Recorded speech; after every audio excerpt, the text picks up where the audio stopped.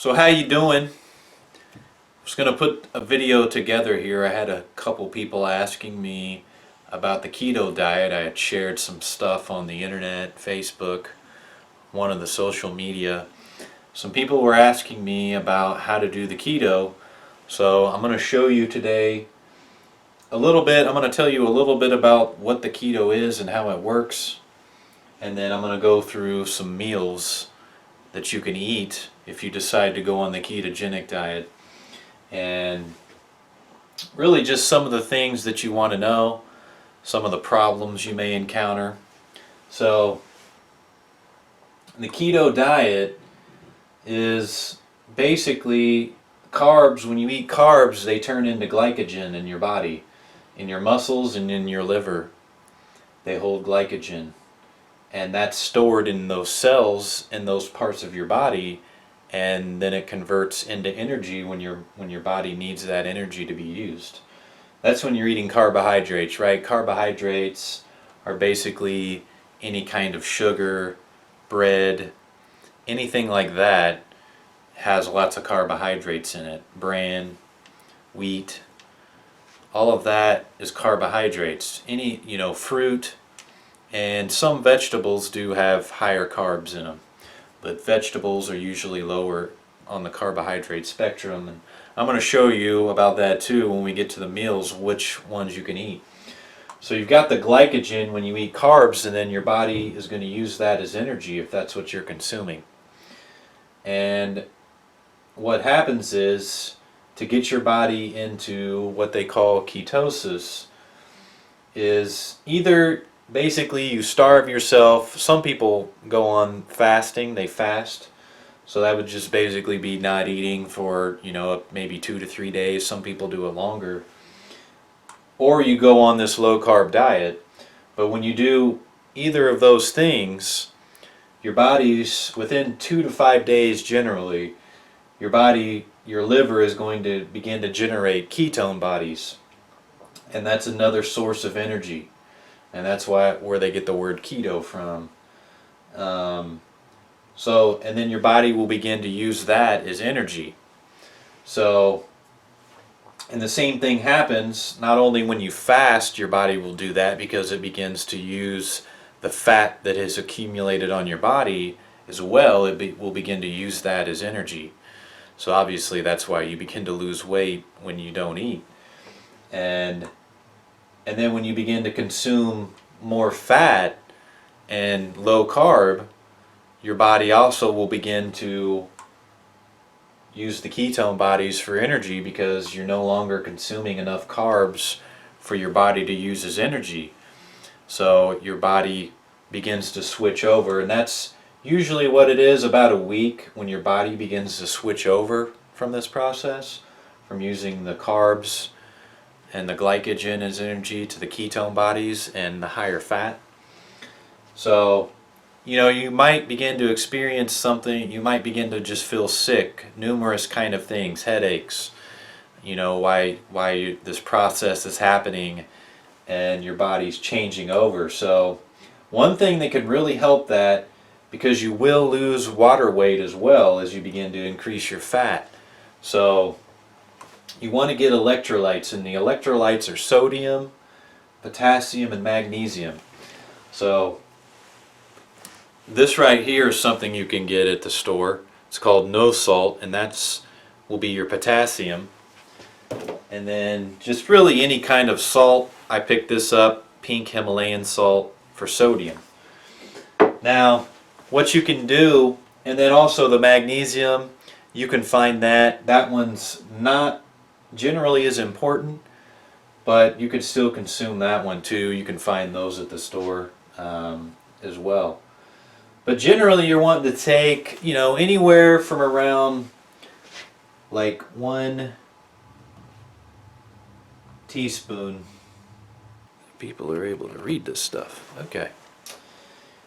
So yeah, 100 grams of protein, and you could maybe even do 150 grams. Somewhere around that level is what you would want to do for your protein content.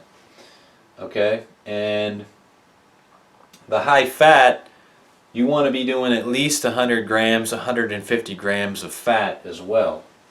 So generally, I'm pretty good, 6'3", 200 pounds. Well, at least I've lost weight. I was up at 230 pounds, and I was able to lose the rest of the weight once I started doing the ketogenic diet.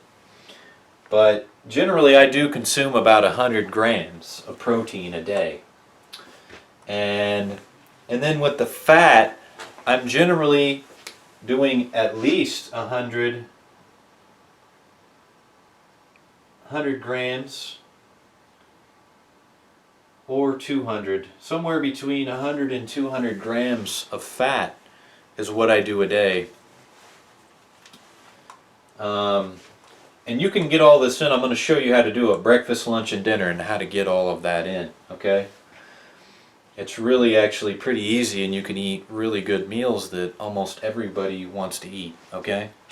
And that everybody finds nutritious and satiating and really good foods. So like for breakfast, and this is just an example, okay? You can switch this stuff up. You can do it however you want. This is just in general how I eat. And a lot of times, because I kind of get in the habit of doing the same thing, I'll a lot of times be eating the same thing, usually for breakfast. Lunch and dinner, I a lot of times switch it up and go back and forth between different things. But in general, this is how I would eat in a day. So like for breakfast, I'm going to have somewhere around 4 to 5 eggs, couple strips of bacon, sour cream. Spinach is a great vegetable because it's a low carb, and you can use that, or broccoli. It's low carb as well. And then maybe add some avocado into that, so you're getting some good fats, and you're getting the fat from the bacon, you're getting fat from the eggs. So that right there is going to give you probably somewhere around 50 grams of fat just between the bacon, the eggs, and the avocado. So, and with the bacon grease, the lard that comes out of that, you can continue to use that to cook in, and you know, you can use it over and over, and that, because when you cook that, you are losing some of the fat in the pan, but you just continue to use to cook in that. Like, I'll cook my bacon first, all the lard comes out, and then I put my eggs in after that, and the eggs generally soak all that up, so I'm still getting all of the fat. Okay, the fat's not going to hurt you. The fat's not going to hurt you as long as you're doing low carb, as long as you're staying under the 25 to 50 grams of carbs a day, maybe even less if you feel okay and you don't need it. A lot of days I might only have like 10 carbs, you know, because I do eat sour cream. You're getting a tiny amount in that, but it's really low, okay? And you get a little bit in the broccoli or the spinach, but it's not much, okay? And then something that you can add in that I'll do through the day before I leave out of the house to go to work or whatever I'm doing, I'll generally make a coffee or a tea, and then I add stevia for sweetener because it doesn't have any carbs in it. It doesn't elevate your glucose levels or anything like that in your body. So it's a good natural sweetener that doesn't have any carbs, and you can still sweeten up your drinks. And you can mix the butter, okay? You get you some butter, okay? They sell this at any of the stores. Kerrygold butter, okay? It's really decent butter you can get. And 1 tablespoon of this is 12 grams of fat, okay? And then you can also go with some kind of a coconut oil like this. You know, it's got 14 grams of fat in 1 tablespoon. Okay? And that's all you do. You do a tablespoon of each. You put a tablespoon of butter in, tablespoon of coconut oil, blend that up in your coffee or your tea, and there you go. You've got another 30 grams almost of fat that you can consume through the day. And that's just going to help you get that fat content up, that fat gram amount up, so that you can meet the level that you need. And the more the fat that you eat, your body's using that fat as energy, okay? So that's why you want to get the fat in, because, right, you're switching over from the carbohydrates to the fats. because that's what your body is using as energy, basically, to make the ketone bodies as energy. It's using fat. So for lunch, you get some fatty ground beef, okay? Some cheese, some broccoli, some cottage cheese, all right? And like I said, that's maybe in like a half cup of cottage cheese, you've got like maybe like 5 grams of carbohydrates. And it actually has a really good amount of protein in it. And salmon for dinner, okay? Some good salmon. It's really good in fat. It has a lot of micronutrients, a lot of really good nutrition in that, a lot of vitamins and stuff in fish. So it's really great to consume. Green beans, another vegetable you can use that's low in carbs. Kefir milk, okay? Milk, you don't want to drink a whole lot of milk. I drink raw milk and I turn it into kefir. And milk has something called lactose in it, which basically when you drink that, it's basically like sugar. So you don't want to consume too much milk because that does have the sugar and the carbs. You can still drink it, you just have to, look at what it is and keep that under your amount of carbs for the day. But with the kefir, the reason I make that is it's basically like it's fermented milk, and when you make that, it eats the lactose up, so there is no more, really virtually no carbs left in the kefir in the milk. So I can still drink it and I still get all the protein, I still get the fat and all of the good stuff that I need. And then just, for dinner you can have steak, right? And or chicken, right? Because chicken is less in fat, it has lower fat content in it, but you can still eat that.